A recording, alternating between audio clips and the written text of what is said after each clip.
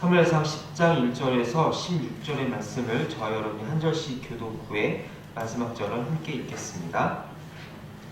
이에 사무엘이 기름병을 가져다가 사울의 머리에 붓고 입맞추며 이르되 여호와께서 내게 기름을 부으사 그의 기업의 지도자로 삼지 아니하셨느냐.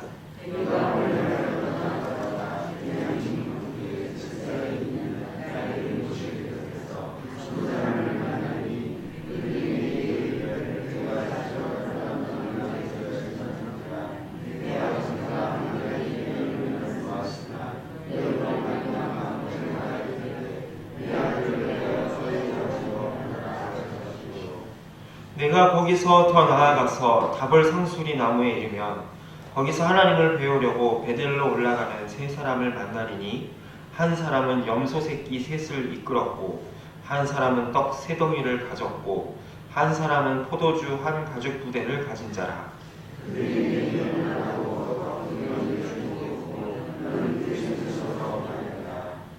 그 후에 내가 하나님의 산에 이르리니 그곳에는 블레셋 사람들의 영문이 있느니라. 내가 그리로 가서 그 성읍으로 들어갈 때에 선지자의 무리가 산당에서부터 비파와 소고와 저와 수금을 앞세우고 예언하며 내려오는 것을 만날 것이요.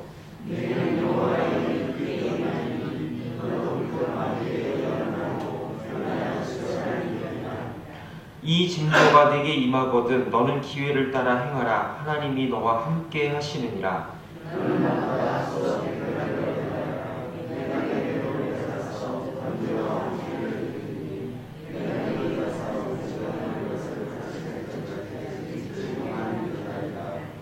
그가 사무엘에게서 떠나려고 몸을 돌이킬 때에 하나님이 새 마음을 주셨고 그날 그 징조도 다 응하니라.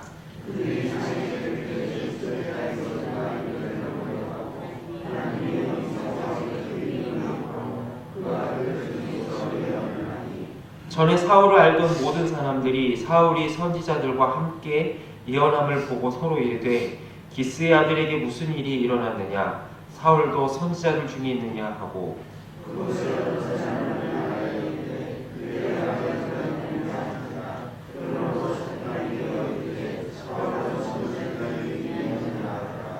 사울이 예언하기를 마치고 산당으로 가니라.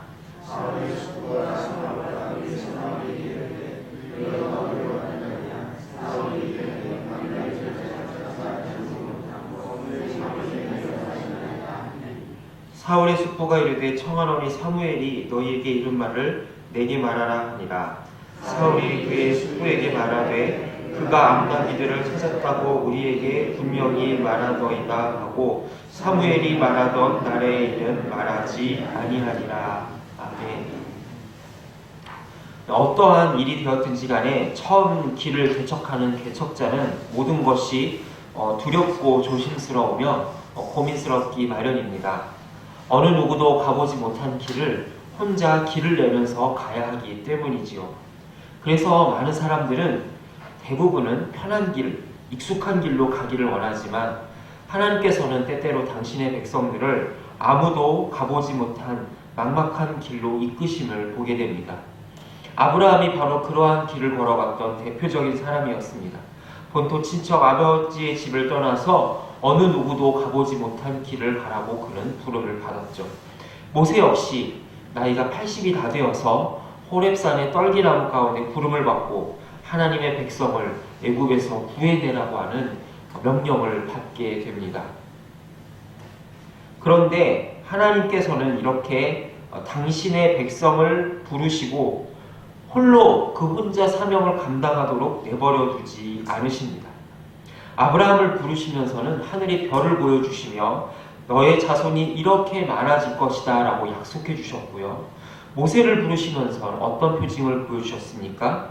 그가 가진 지팡이가 뱀으로 변하는 그런 기적을 통하여서 하나님이 함께 해주시겠다라는 약속을 친히 보여주셨습니다. 여호수아에게도 사명을 보여주시며 그에게 마른 요단강을 건너므로써 하나님이 함께 하시는 징표를 보여주셨음을 보게 되죠. 오늘 말씀에도 보면 이스라엘 역사상에 처음으로 왕의 자리에 오르는 사울의 모습을 보게 됩니다. 그의 삶 가운데 왕이라고 하는 자리는 생각도 해보지 못한 자리였을 것입니다. 아니, 사울 한 사람뿐만이 아니라 이스라엘 전체적으로 왕이라고 하는 것이 어떤 존재인지 사실 그 개념조차 잘 서 있지 않은 희미하던 시대였습니다. 왜냐하면 이때까지는 임시 지도자라고 할 수 있었던 사사들이 이스라엘을 다스렸기 때문이죠. 이런 사회 분위기에서 그가 왕으로 부름을 받고 사무엘로부터 기름 부음을 받게 됩니다. 그리고 하나님이 자신을 왕으로 삼으셨다라고 하는 이야기를 듣게 됩니다. 그러나 그는 아직도 자기가 왕의 제목이 될 것이라고는 생각해 본 적도 없고요. 왕이라고 하는 자리 자체에 대해서도 잘 알지 못했습니다. 너무나도 엄청난 일을 겪은 나머지 이게 정말로 나에게 실제인가 그는 아직도 구분이 안 갔던 나머지 16절을 보면 그의 숙부가 사무엘에게서 도대체 무슨 이야기를 들었느냐라고 얘기했을 때 자기가 이스라엘의 왕이 되었다는 이야기를 하지 않았다는 것에서 우리는 그가 얼마나 이 자리를 어색해했는가를 보게 됩니다. 그런 사울에게 하나님께서는 세 가지의 표징을 약속해 주시는데 첫 번째로는 그의 아버지가 그의 행방에 대해서 물을 것이요, 두 번째로는 베델에 올라가는 세 사람에게 떡을 받을 것이고, 마지막으로는 하나님의 영이 그에게 힘차게 임하게 될 것이다 라고 약속해 주십니다. 그리고 그 약속은 정말로 사무엘의 예언대로 이루어지게 됩니다. 오늘 말씀 10절을 보게 되면 그들이 산에 이르게 될 때에 선지자들의 무리가 그를 영접하게 되자 하나님의 영이 사울에게 강하게 임해서 그가 예언을 하지 않을 수 없었다라고 기록을 하고 있습니다. 여기서 우리가 다시 한번 보게 되는 것이 있는데요. 그것은 바로 하나님께서 당신의 백성에게 사명을 주시고 어떠한 자리를 주실 때는 반드시 하나님이 함께 하신다라는 것입니다. 모세에게 사명을 주시고 함께 하셨으며 여호수아에게 함께 하셨던 하나님께서 사울과도 함께 하신다라는 사실을 여러 증거를 통해 보여주셨습니다. 사실 사울왕은 하나님의 주권적인 선택이라기보다는 인간왕을 요구한 백성들에 대한 하나님의 응답의 성격이 강했습니다. 하나님이 처음부터 이 사울왕을 작정하고 세우신 거라기보다는 이 이스라엘 백성들이 하도 왕을 달라고 요구를 하니까 어쩔 수 없이 하나님이 응답해 주신 그 결과물이 바로 사울 왕이다라고 하는 것이죠. 그럼에도 하나님은 그런 사울을 버리거나 냉대하지 않으십니다. 그리고 하나님의 사명자로서 최선을 다해서 이 사울과 함께 동행하십니다. 그리고 하나님이 그와 함께 해주겠다라고 약속하십니다. 이러한 약속을 받은 사울은 어떻게 해야만 하는 걸까요? 최선을 다해서 하나님께서 일하고 함께 하신 것처럼 이 사울 역시 최선을 다해 하나님의 부르심에 응답해야 될 책임이 있습니다. 오늘 말씀을 보면 하나님은 상당히 세밀하게 사울과 동행하십니다. 그리고 그에게 힘을 주시고 하나님의 영을 통하여서 그가 이스라엘의 왕과 지도자의 역할을 할 수 있도록 여러 증거를 보여주십니다.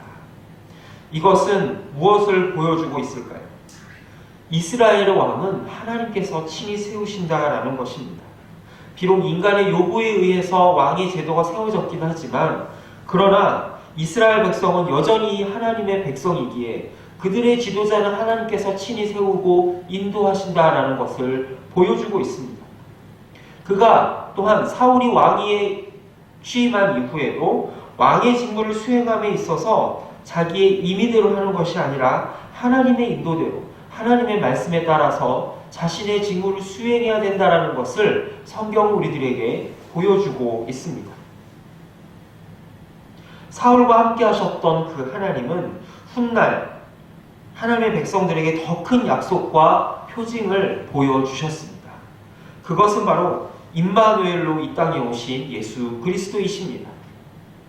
예수님의 그 다른 이름이 바로 임마누엘인데 이 임마누엘은 바로 하나님이 우리와 함께 하신다라는 약속의 말씀이죠. 그 바로 예수님의 존재 자체가 하나님이 우리와 함께 하신다라는 것을 보여주는 최종적인 표징이라고 할 수 있는 것입니다. 게다가 예수님이 이 땅에서 사역을 마치고 십자가에 돌아가셔서 부활하신 이후에 하늘로 올라가신 이후에 약속하신 성령께서 이 땅에 오셨죠. 그래서 내가 너희와 영원토록 함께하겠다라고 하는 그 예수님의 말씀에 친히 보증이 되어 주셨습니다. 마치 사울이 기름 부음을 받고 변하여 새 사람이 된 것처럼 예수님을 믿은 우리는 성령님을 모심으로 인하여서 완전히 새롭게 거듭난 피조물이 되었습니다. 그리고 거듭난 이후에도 우리의 삶을 우리 뜻대로 살아가는 것이 아니라 하나님의 인도와 하나님의 주권대로 살아가야 된다는 것을 우리는 성경을 통해서 다시 한번 확인하게 됩니다. 이때 구약의 성령 강림은 특정 사역을 위했던 일시적인 강림의 성격이 강했다라고 한다면 오늘 신약의 시대를 살아가는 우리에게 임하신 성령님은 우리와 영원히 함께 하시며 우리 속에 내주하시는 분입니다. 구약의 성령님의 역할을 보면 때때로 그 사명을 맡은 사람이 제대로 사명을 감당하지 못하거나 하나님을 떠날 때에 그 하나님의 영이 그 사람을 떠나는 것을 보게 됩니다. 그러나 오늘 신약의 시대를 살아가는 우리들에게 있어서 주님은 우리와 영원히 떠나지 않겠다라고 약속해 주셨습니다. 어떠한 일이 있어도 우리 곁을 떠나지 않겠다고 약속하시는 신실하신 하나님의 약속을 우리는 받고 누리며 살아가고 있는 존재들입니다. 이렇게 우리에는 복된 약속 가운데 살아가고 있기에 오늘 성경에 기록된 사울보다 훨씬 더 복된 자리로 기름 부음을 받은 자라는 사실을 고백할 수 있기를 원합니다. 우리가 아까 나누었던 것처럼 처음 개척하는 길은 힘들고 두려우며 떨리기 마련입니다. 그러나 사울과 함께 하셨던 신실하신 하나님은 우리에게 사명을 맡기시며 그냥 내버려 두지 않으심을 믿음으로 볼 수 있기 원합니다. 나는 왕이라고 하는 자리가 큰 자리에 있지 않기 때문에 오늘의 말씀과 별로 상관이 없다고 생각할지도 모르겠습니다. 그러나 하나님은 우리 각자를 우리의 삶의 자리 가운데 왕같은 제사장으로 불러주셨습니다. 그리고 오늘 우리가 속한 이 교회 공동체에 우리 모두는 한 사람 한 사람이 왕같은 제사장이라는 사실을 믿음으로 고백할 수 있기 원합니다. 그리고 보혜사 성령님을 보내주심으로 우리를 영원히 떠나지 않으시며 우리와 동행하겠다라고 약속하시고 신실하게 그 약속을 지금도 지키십니다.